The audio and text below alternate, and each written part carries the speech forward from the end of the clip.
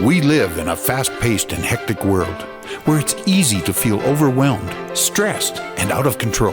How do you manage all the competing pressures without losing sense of yourself? How do you stay focused enough to not only plot a path, but follow it? Welcome to Master Your Life, a show that offers inspiration, insight, and intelligence, as well as success stories from many walks of life that can show you how you can control your own destiny. Our knowledgeable and entertaining host and her guests give practical advice that you can use every day in the quest to master your life. Now, here's your host, Leaha Mattinson. Good, right. So my guest today is Leaha Mattinson. So Leaha, thank you very much indeed for taking the time to chat today. We were struggling about how to introduce you. So I think we're just going to have to leave it that you do an awful lot of stuff, probably more than I even know at the moment. So I think what we'll do, if we may, we'll chat and it'll all come out as we chat. But as starters, I know you're founder of Master Your Life. You're an author. You are a counsellor amongst a Qigong specialist. Did I say that right? You did. 100 points for Mike. But you do an awful lot of things. And the reason I know you is, amongst all that, you're also a fellow UK Health Radio host. Yes. It's a good time.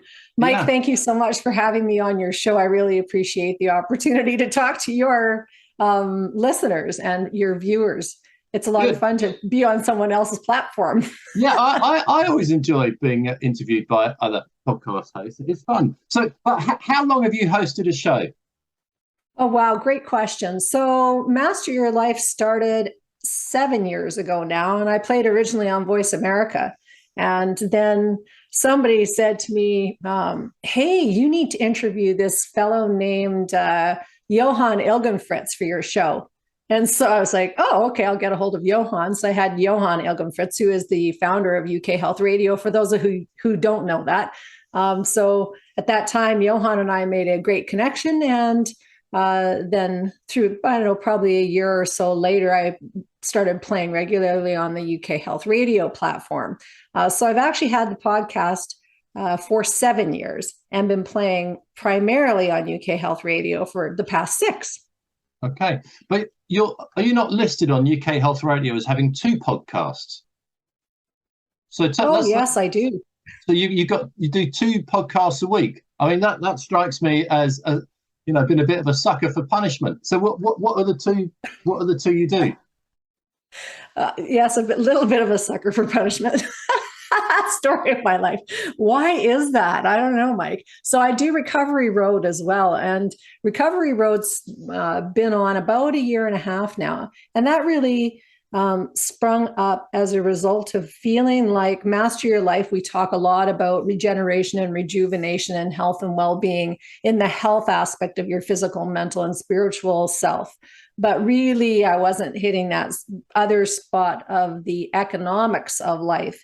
And so Recovery Road really started out as looking at the economics of, having good wealth and what are the things that you do to actually build wealth. So I had a series of people on that helped with thinking about 7 generations planning, which was this idea and is still this idea that you plan not just for the generation that you're living in and yourself and your children, but you think about your grandchildren and your great-grandchildren and so on and so on. And you plan your life according to that sort of step, that sort of plan. Yeah, but it's more of a long-term way of looking at how you manage your wealth and then how you manage your health. So that's Recovery Road. Yeah, all right. I like this. I think it's the furthest I've got for planning descendants of mine beyond my children might be planting a tree, actually, because trees will, a nice tree will last a lot longer than me and probably longer than my children. Yes, absolutely. And trees are vital to our health and well-being. Absolutely. We have a completely symbiotic relationship with trees.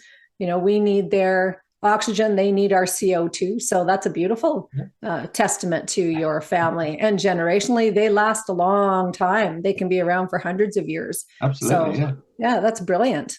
I mean, you obviously like podcasting because you do a lot of it. So what do you really enjoy about creating a show? And do you find that there are any sort of downsides? Yeah, what I love about creating a show is that it gives me an opportunity to have this feedback loop all the time where I choose who's sitting across the chair from me typically. And then that interaction is either reinforcing the things that I really want in my life, either through a good example or through a bad example. So it's my opportunity to actually set myself up and surround myself with people who are usually pretty good. So you go, oh, that's a really fun way to do a podcast, is to have people on who are inspirational, insightful, intelligent. They bring real tools to other people. And so when I'm sitting in that chair as a podcaster, my guests are always people who are enriching my life, and I'm hoping that I'm doing the same, in reciprocity for them. The other thing with having a podcast, why I really do love it, is that it's held me accountable to show up for myself for the past 7 years, right? So it's like you can't have a podcast that's doing anything or having any reach really if you're not showing up to do it. And Sure. that people go, well, can you ever have a bad hair day or whatever? And I said, well, that was the advantage of doing radio at the time, is you could, Mike, if anyone has not watched this, come check it out on YouTube, because Mike got a brand new haircut since the last time he and I saw each other. So, but part of it really is this accountability thing. So podcasting, just like showing up for work, really is about that you're there, you're accountable, and then you get to, or I've gotten to, invite people to my stage that I don't know that I would have ever gotten to talk to about really healing difficult health challenges or sharing really inspirational stories, which I think the world needs more of. We need more of that. Yeah. No, I found that if you just sort of invite someone who you don't know, but you kind of think, oh, they seem like an interesting person, or they've done this, it surprises me how often they say yes. Because I'm not national radio. I'm my little podcast, but it's delightful actually how often people say yes. So I have really enjoyed that. And I do like this idea of the responsibility thing, especially if you have two. So you have two each week. I mean, that's quite a lot of work. It is. It's a lot of work, but I've done a lot of work my whole life. So that's, and you have to find something to do. So I'm a farm girl. I was raised on a farm, a small farm south of Viking, Alberta, Canada. And my responsibility started from a very young age. As those of you who are, people who've grown up on a farm, there's lots to do. And so you learn how to do all of this stuff, from taking care of animals to crops, gardening, seasonal work, removing snow, cooking meals, taking care of siblings, taking care of your family. And then as you grow into life, your work, school takes over those responsibilities. But if you've been a busy person, like a person who has responsibilities, and then all of a sudden those responsibilities go away, you struggle, because you don't know what to do with your time, right? It's like, okay, now what I do? And then you get sometimes into trouble. So having a podcast or doing things that are, good, filling your time with good, is really important, because you're going to be filling your time with something. So, yeah. No, that sounds like great advice. So, I mean, I did a little bit of homework and I looked at your website, and you have many interests. And one that caught my eye, which I know nothing about, so I want to ask you all about it, is Qigong. What is that? It sounds like a martial art. Is it? Well, it's the sort of the motherboard of all martial arts. And it's spelling it is the first and most difficult thing. So you can spell it QIGONG or CHIGONG. So Chi is the same. A Chi. Let's have a Chi. But Qigong is the Chinese form of movement, which is really turning stress into vital energy. It's a playful practice. And when I say practice, it's because it's like, I'm sure people are familiar with Tai Chi or karate or lots of different martial arts. And Qigong basically is kind of the fundamental foundation of all those things. So it's been around for 4,000 years or more. There's many variations of it. But essentially, it is finding out where there's blocked energy in your body. So that can be a stiff shoulder or a sore back, like to put it really in practical terms, and then to be moving your body in ways that actually get rid of that blockage instead of going for the pills or going for kind of the allopathic treatment modalities that most people go to. And the reason I started Qigong was and became a Qigong teacher is because I'd been a gymnastics coach since before I was 10. I got paid my first gig as a gymnastics coach. Built a couple of gymnastics clubs in Alberta, Canada.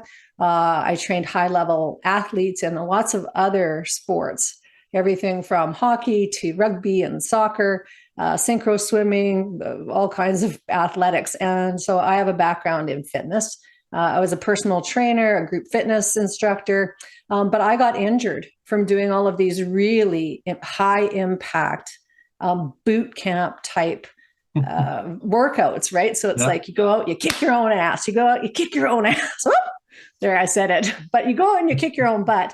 And then, at 45, after doing about 10,000 burpees, my elbows started to break down. I'm going to have to go for cortisol shots and all this other stuff. I was like, this doesn't really seem to make much sense. And I want a well-functioning body. I want to be healthy. And then I had the pleasure of on a trip, like a networking trip to Phoenix, Arizona. I ran into this fellow there. His name is Ben Cox, and Ben works for Lee Holden. And Lee Holden is the Qigong master out of Santa Cruz, California. And Ben said, you've got to meet Lee. Like, you've got this powerful story about healing yourself, your Huntington's disease, which is another story. But he said, you really should meet Lee, because I think that Qigong, he would be a great guest for your show. And Qigong would actually help you to heal some of the other ailments that you have in your body without being so punishing on yourself. Right. So I went home from that networking thing and went, okay, I'll get a hold of Lee. So I did, but I thought he was like a Chinese guy, Lee Holden, right? Lee. It was so funny. I got on to do this interview with him. I'm like, you're like this blonde surfer dude from California. It was so funny. So funny. One of my best interviews that I've ever done, because he was so uplifting and knowledgeable, and just everything he said rang true about how the human body can feel so much better through gentle movements and flowing movements. So what does it look like if you're doing your practice in the morning? Does it look like Tai Chi, or does it look like Kung Fu, or none of the above? Well, I would say it looks like a blend of things. And the big thing is that it's playful. So people get scared off doing lots of different physical health stuff because they think they have to follow a pattern of some particular kind. And then they go, oh, I'm going to look stupid, or, oh, that's going to be too hard, or I'm going to forget the right moves, that kind of thing. So with Qigong, it's really about understanding what's going on in your body. And there's playful movements that you can do for people who want to watch. Again, come on the video version so you can see, but there's simple things like spinal cord breathing. So, you put your hands up by your face, relaxed, not like Western where you're holding everything tight. It's like you're relaxed, everything's nice and loose. And then you inhale and your tailbone drifts away from I can do one from further away here, but I'll back up. Well, everyone tune in so you can see, but yeah, so you bring your tailbone back, and then you curl under and you blow out all the air. And then you're moving your spine, right? So your spine's actually getting this stretch and it's getting brought back in. So it's in and out and in, and you're moving all this energy through your spine. So you're loosening up the tension in your spine. You're activating your kidneys. Another one is knocking on your chest. You're activating lung qi. So you just knock on your chest, really simple things, and you're activating when you knock on your body. I do that anyway. Sometimes when I wake up, I have the urge to do that for some reason. Yeah, like Tarzan, right? So, like Tarzan, yeah. Feeling sounds. No. Yeah. I don't do the sound, but I just do the tapping of my chest for some reason. Right, but you could. And then the other spinal movements are really like wagging your tail like a puppy, like a dog, right? So and then you'll notice that your spine gets nice and loosened up in a different direction. The other thing that these really simple movements do is it takes you out of that parasympathetic nervous system, which is where all your tension is, and it moves you instead into the sympathetic where you're healing. So you're calming the body down, you're automatically activating breathing. So you are, not that you're not breathing already, but nice, deeper breath, calmer, slower, and that naturally leads to healing in the body. So a Qigong practice is really about going, oh, my back is sore. Instead of actually tensing up or curling up, you stand up and you just like kind of move around a little bit, right? To actually unblock the tension. If you've got sore shoulders, you don't hold, like your shoulders for a lot of people end up by their ears, right? Throughout the day. So instead of actually staying there, you think about bringing the shoulders down. What can you do to move the energy of the shoulders easily, like nice relaxed movements, and taking time to just do good old head rotations. I'm sure everyone who went to, elementary school and that's over 40 probably remembers how to do head rotations. You just really simply move your neck slowly in a nice... We didn't have to do that at school. You didn't? No. Wow. The only time I did that was when I was at school, I played rugby, and that was like part of the rugby warm-up. But other than that, that's not something we did. But so Qigong does sound, it sounds like a very nice thing. It sounds like you've got a lot out of it, and you teach it as well. I do. I teach it as well because I teach it Johnny on the spot. The other thing that Qigong's done for a lot of my clients is that it will help people to get rid of anxiety, boost immunity, increase inspirational thoughts, and so that removes depression really fast. You can change your emotional status in under 30 seconds, just like that. So when people go, oh, I don't know why I feel so sad or so down, Qigong is the quickest way that I know for people to actually take back their health and well-being. It's non-invasive. You don't have to sit at the doctor's office. You don't actually even have to ask anybody else for any input because you know when you feel down, right? Like I know it. When I wake up in the morning, if I'm feeling down, I know it. I just do a few little, like the inhale, spinal cord breathing. And as you draw that breath in, you automatically feel better. It's amazing. Breath is that fast. So that's why I encourage people to come. Also for getting rid of really serious diseases and maladies, they can do that. And, moving qi through your body when you've got fatty liver disease or you're dealing with liver problems. Lots of people are dealing with liver problems now that COVID's over because there was so much drinking and whatever else. So they go, why do I feel so terrible? Well, but your liver is as hard as a rock. Because you've been drinking too much for the last 2 years. Maybe. Yeah, I think I've got a lot of people. Let's move the discussion on. Maybe Qigong there, Qigong there, but because I think you found it useful in what I'm sort of keen to explore next. So recently, well, actually not so recently, in 2008, you had like huge medical news. Mm-hmm. And you've touched on it already, but what was that, and was it completely out of the blue? Yes. Again, thanks for asking, Mike. The 2008 news was I went through the process for genetic testing for Huntington's disease, and Huntington's is a fairly rare disease that is genetic, so it's in families. You have a 50-50 chance of passing it down to your children. So if you're winning the lottery, that's great chances. But if you're looking for a genetic lottery of illness, it's not that awesome. So I went for the genetic testing in 2008 and found out I was gene positive for it. And so Huntington's disease is neurological. It is not based on what you eat, although you can negotiate the symptoms down through epigenetics, so you can actually slow down the onset of symptoms potentially, or delay the onset of symptoms or the severity of symptoms, but not necessarily. So that was part of the difficulty with the Master Your Life show, for example, is I have lots of guests on that talk about healing things like diabetes. Type 2 diabetes is very healable. Lots of different cancers now are very treatable through lifestyle as medicine. So through watching what you eat and doing, proper exercises, boosting blood flow to your brain, that kind of thing. Even Alzheimer's. Oh God, I don't know if you guys have seen this.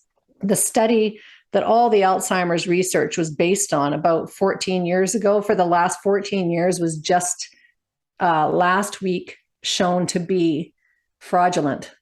So for those, I did hear something about that. Do you have any sort of deep potted details? Well, I will have deep details in an upcoming episode. Okay. I think I think Dr. Howard Rankin is going to be coming on to talk about that particular thing. But the reason I mentioned it again, I guess, is because Alzheimer's is something that's curable for a lot through lifestyle as medicine. Most people don't want to consider that, though, because we have a very, very strong propensity to want to stay sick. And the medical industry really has a high vested interest in keeping us that way. So with the Huntington's disease, I was very well informed because I got told by the neurologist, come back when you're symptomatic. We don't have anything we can do for you at all. And because in Huntington's, it kills the brain cells in the center of your brain, in the caudate nuclei. So right in the very center, if you looked at an MRI of a brain of somebody with Huntington's disease, you can see that there's destruction right in the center of the brain, and that actually infiltrates the rest of the brain. So there's frontal lobe problems. And what that looks like in day-to-day operation or activity is you can have really early onset clinical depression that you can't treat with drugs. Right. And that you can't treat with like taking all the sugar out of your diet. You can have executive functioning problems. So that's things like problem solving, decision making, memory,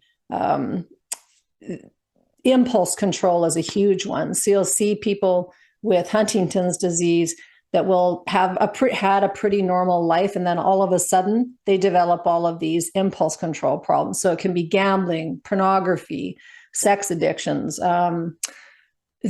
just all kinds of things. And then the other thing with Huntington's is people lose their ability to work, usually very early in life. So your ability to show up for work and to be able to do your work is gone. Usually kind of in the sweet spot of about 45, when your kids are growing up and you're just sort of starting able to, earn a good income, and the manifestation of the disease happens and you can't do your work anymore. Yeah, so it's very significant. Mm-hmm. It also has a movement disorder with it that looks like you're drunk. Right. So you very quickly can be in trouble with the law. Right. So we have people in my family who were in trouble with the law very early on because they had the symptoms, early. So losing their driver's licenses, looking drunk, being mistaken for being drunk, and and people within the Huntington's community losing employment early. So dads who are responsible for young children who can't work. So and in Canada there was no protection for people against genetic discrimination until late 2017. So when I went for my testing in 2008, the genetic discrimination against people with Huntington's disease was front and center. Right. So I could never get health insurance for you. No health insurance. Couldn't get a mortgage. Yeah. Couldn't get business loans. None of those things that people take for granted. Yeah. Zero. Goodness me. So is that changed? That's changed a little bit now, by the sounds of things. Yeah, it's changed for people who are informed after 2017, but prior to that, and that was late 2017. So it's only really been a few years. Yeah. Yes. Yeah. So you've been told they did the genetic test so that you have the gene that you're susceptible to this. Does that mean that you will get the disease, or there's a chance you'll get the disease? How does that work? Yeah. So again, great question. It's with 100% certainty, if something else doesn't kill me first, I will have Huntington's. Right. Okay. Yeah. Right. So that's, was this was in your family already? Right. My dad had it. My father had it. My grandmother, and then littered throughout the family tree on that side of things. Yes. Yes. So it wasn't totally out of the blue, but it's still, crummy news, obviously. Right. Yes, it wasn't totally out of the blue. And I think it's complex, right? It's a complex thing because you're handing down these genetics to your family, but we're also in this very strange time where people don't value life. And there's this real push for people to take their own lives. And it's very, what do you call it? It's difficult. It's a difficult situation to be living with people who are unwell, but there seems to be this growing push culturally to not value life at both ends of the spectrum. So it's like that, aborting unwanted children and getting rid of anyone that's a little bit difficult to live with. And it's completely against our nature, to take our own lives. Yet this is kind of happening en masse. So from so you're talking about the Huntington's population or other populations as well? Yeah, both. So in the Huntington's population prior to 2020, the rate of suicide was 7% higher than the general population. But the general population suicide rate wasn't completely bananas. It's really been on the increase in the last few years. And so stats show that 41% of people in the US are identifying as depressed. 30% of, there's an uptick of 30% more men committing suicide. And that's, I think that's right across all the Western civilized countries. And so people check out the stats in your own country and see what are the suicide rates. In the young, it's very high, and in men, it's very high. Okay. So yeah. So this is a whole world that I know nothing about. I've not really had. Well, I haven't needed to kind of think about it or find out about it. So, right. Goodness me. All right, Pat, let's talk about some more positive, right? So, from what you've been saying already, it sounds like you're doing a lot to kind of put off the onset, and you don't look like you're suffering from any symptoms now. So you mentioned the qigong. Has your lifestyle changed since you learned about this in 2008? Yeah, and I think that I've morphed through a few different iterations of things that work to keep me healthy, because now I'm 54. When I was 45, 46, 47, those, and even younger, I was doing different things to stay healthy. So I've been watching my nutrition for probably since I was 30, because I was 100 pounds overweight when I was 30 also. So I lost that weight and I've kept it off and so that was kind of the first informing of, what you look like, what you eat. So now staying healthy really is about qigong, but it's also about trying out new technologies, because there's lots of things that you can't see with mental and cognitive decline. So you cannot see inside my brain. So the physical manifestation of me looks good, which is a good indication that things are going okay in the old brain pan, but it's not necessarily 100%, true also, because there's these lurking things that you cannot see. And we all have these things about us too, right? Where you go, I'm glad nobody can see that thing, because that's kind of a disturbing either thought or whatever's going on. And then we have these things about us that are really noble. So internally, we're always having the battle of wills, of which will is going to win about how you're going to show up in your life that day or that moment, right? So that's the strategy about qigong or life mastery, is the constant internal look inside, going, all right, am I actually okay? And if I'm not okay, what do I need to do to course correct really quickly? Right. So I don't watch a lot of TV. That would be one thing, which I think lots of people do, watch lots of TV. And I haven't for a number of years. I'm planning on taking August off from my cell phone, because the relationship with the technology, again, and the neurological impact of these technologies cannot be understated. It's significant and severe. I was going to ask about that. So no TV, no phone. that's because you think it's a waste of time, or because there are neurological impacts that you feel could affect? Yeah, well, and studies show too. So it's not just a feeling. The studies show that the neurology of children is highly changed. Your brain changes. The wiring of your brain changes. So when you're watching TV, a lot of times what we're watching or ingesting are not the feel-good things. They're the things that are, lots of fighting, people not getting along, what was like survivor type stuff where, people are outwit, outlast, outplay. So what you're actually being wired to is this survival mode all the time. Versus when you're out in nature, for example, and you go for a walk through the park, unless you're living somewhere where there's, cougars going to eat you. Can be a nice stroll out in the park. So those are the kinds of things that I encourage people to do an uptake, and I do for myself, as I spend more time in nature as much as I can. We live in Canada, which has a wicked winter typically, so it's a tricky thing, to do, to manage to get out and to be outside. But in the real world, you're not inundated with not good vibes. You're actually inundated with nature's frequencies, which are very healing. Like we're like a bamboo in the wind when you're outside. So I pay attention to frequency medicine. We've got Vox products that I also, you won a pair of Vox socks, and people, we did this draw or whatever. So just fun stuff. But they change your neurology as well. And all right. So I won some socks. Now, yes.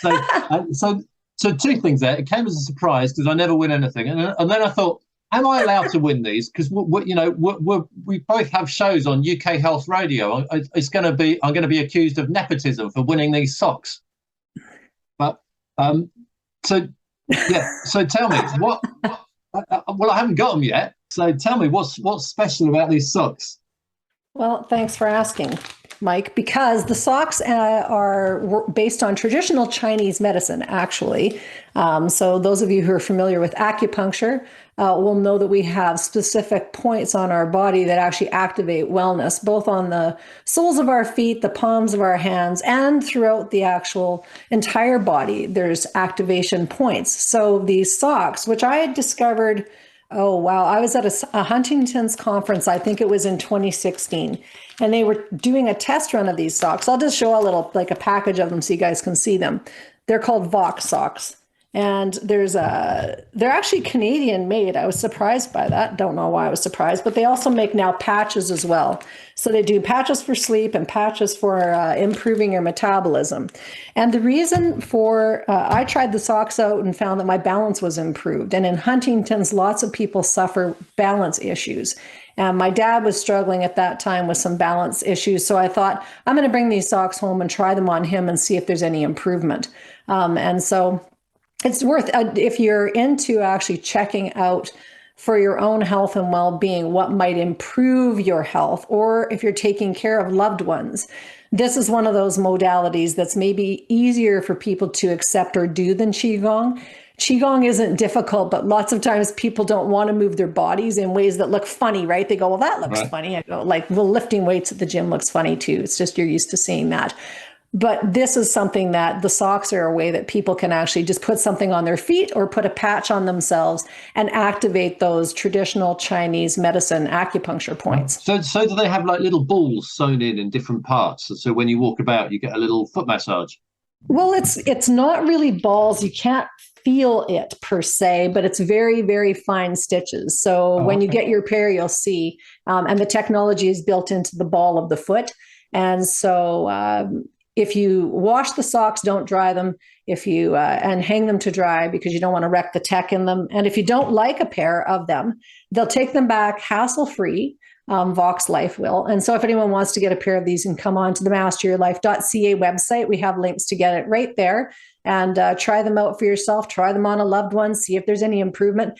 Golfers love these things. Professional athletes love them. Like one of the biggest proponents for this is I think he's the general manager of the LA Kings. So for those of you who are hockey fans, there's lots of... I was just about to say, what sport is that? Yeah, hockey and soccer. Ice hockey. Yeah, ice hockey, exactly. So, yeah, professional athletes use these things and they find that their performance is increased. Their athletic performance is increased and measurably so. So, for those of you who are again like to dig into your own health and well-being and performance improvement, then these kind of products are a very cool thing to check into because the stats are there. The stats are there. So if you want a 30% increase in your lifting, for example, as an athlete who is training for improving their strength, it's mind blowing. It's so much fun, actually. At this point, I always ask people that there are peer-reviewed published papers. Yes. Are there? Yes, Okay. yes, Right. you betcha. Come on, and videos as well, training videos. So that very rich content. It sounds like you engage with the Huntington's community and the medical research community as well. So is there a lot of research, positive research happening? Well, there's a lot of research happening.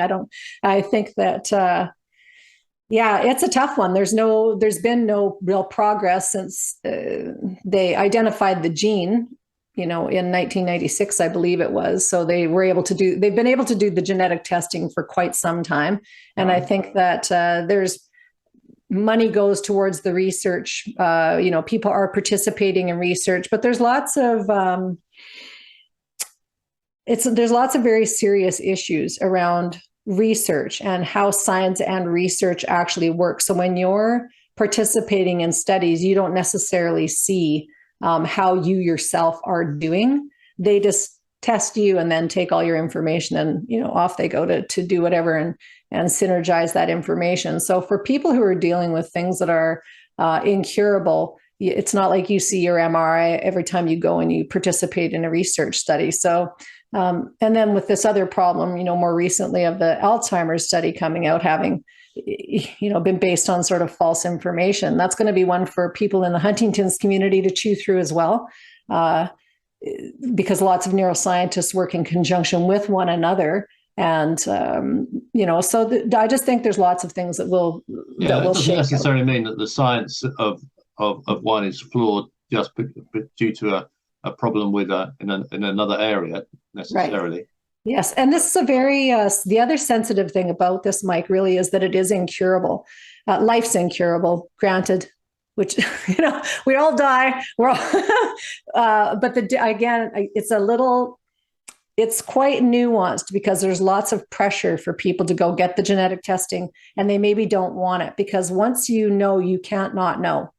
Like once you know that you've got something, you can't not know it. So it's sensitive. Do I participate? I participate in the studies that I think will be meaningful for me, and I don't participate in everything.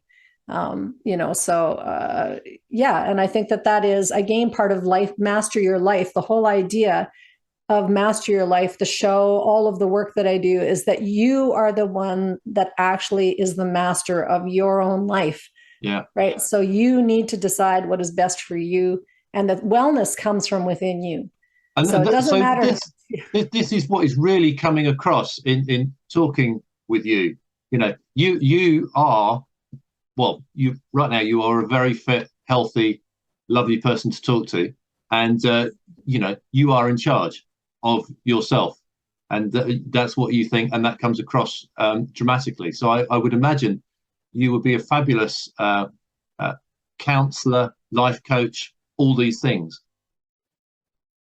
And you help a lot of people. Thank you. I try. I do what I can. A lot of people don't want to hear that the wellness is within them. I think that this is a cultural shift that it needs to happen because, again, we've been told that we have no control, and that is a shame. It's an absolute shame to think that we have no control. It's our hero's journey. It's why we're here. We were given this divine spark of life as ours alone. Like we're not like anybody else.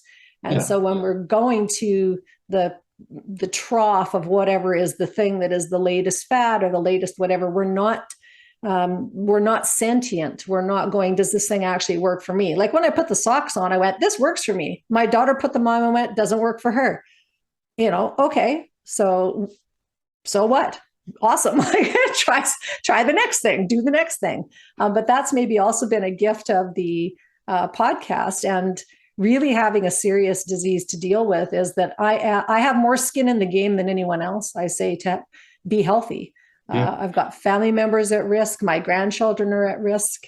And, so when people ask me what my wellness expertise is, I say, well, because the alternative is I'd be in a mental asylum. I could be choosing to take my own life. Like, there's lots of pressure to do that, those kinds of things. And so it's the opposite is you go, no, actually, it's like I am the locus of control. I have the agency in my own life to activate the things that are the best possibly for me. And then to share that with people, and they can try anything out that I've got on the website. And if it isn't for them, awesome. But if they didn't even know about it because it's been suppressed, you can't know about all this health and wellness stuff because you're supposed to be feeling like crap. Like, Leah, whatever it is, this positive energy. Yes. I've been talking to you on Zoom for 30 minutes now, but I can feel it rubbing off on me, I have to say. So there is a lot to be said for being positive, sensibly positive. And so I would suggest that I can feel it coming over the airwaves from you as we speak, I think. So I would recommend people. So, you have a website. I do. Yes. Tell us what the website is, because I think people will be fascinated to find out more about you when they've been here listening to this. So how can they do that? Well, thanks, Mike. It's masteryourlife.ca. So not .com.ca. Or if you spell my name correctly, Leaha, Leaha, Mattinson, Mattinson, then you'll find me on Google search also. But masteryourlife.ca really is the hub of where you're going to find all of the things that are tried and true, are the things that I use in my life, and the things that are cutting edge right now. I'm excited because I'm introduced to new technology all the time and new products and stuff, and I test them out on myself and then go, no, that doesn't work for me. Sometimes I'll do some interviews about it if I think it might be work for somebody else. But one of the things I'm using right now that has improved my health a lot recently is these iTerracare devices. And so they're terahertz technology.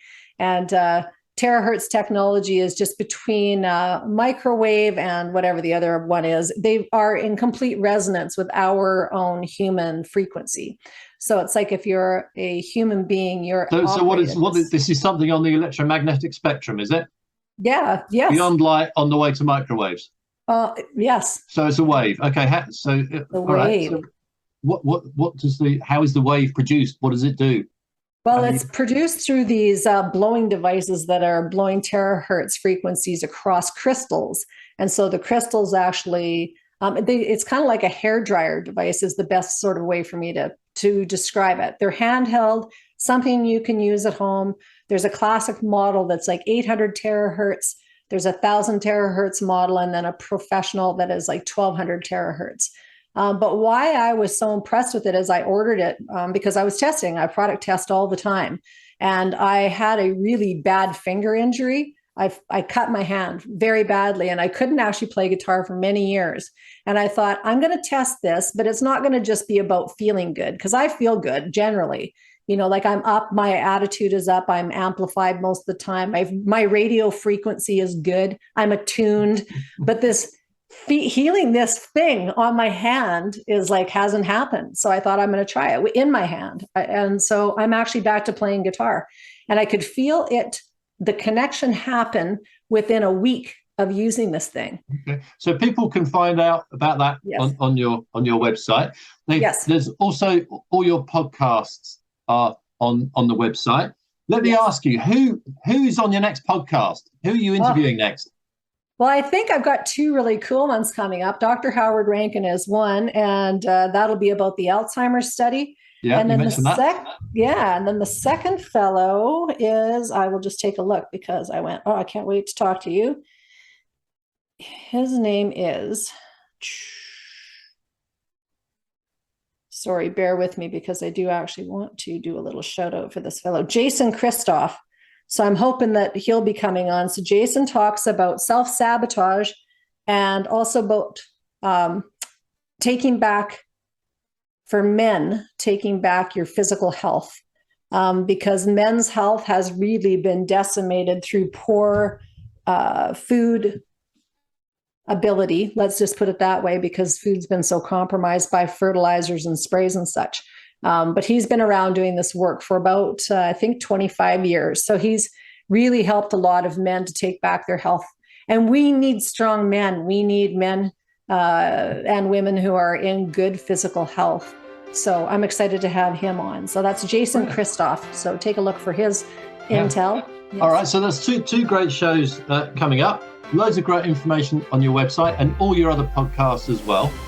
So Leah, thank you so much for taking time to chat and leaving me just feeling so positive. Absolutely lovely chatting to you. Lovely chatting to you too, Mike. Thanks again for having me as a guest. You're extremely welcome. Thanks for coming. Thank you for being a part of our program today. Master Your Life is a presentation of Leaha Mattinson Enterprises, Inc. Join us next time on Master Your Life, helping you to discover the very best of you.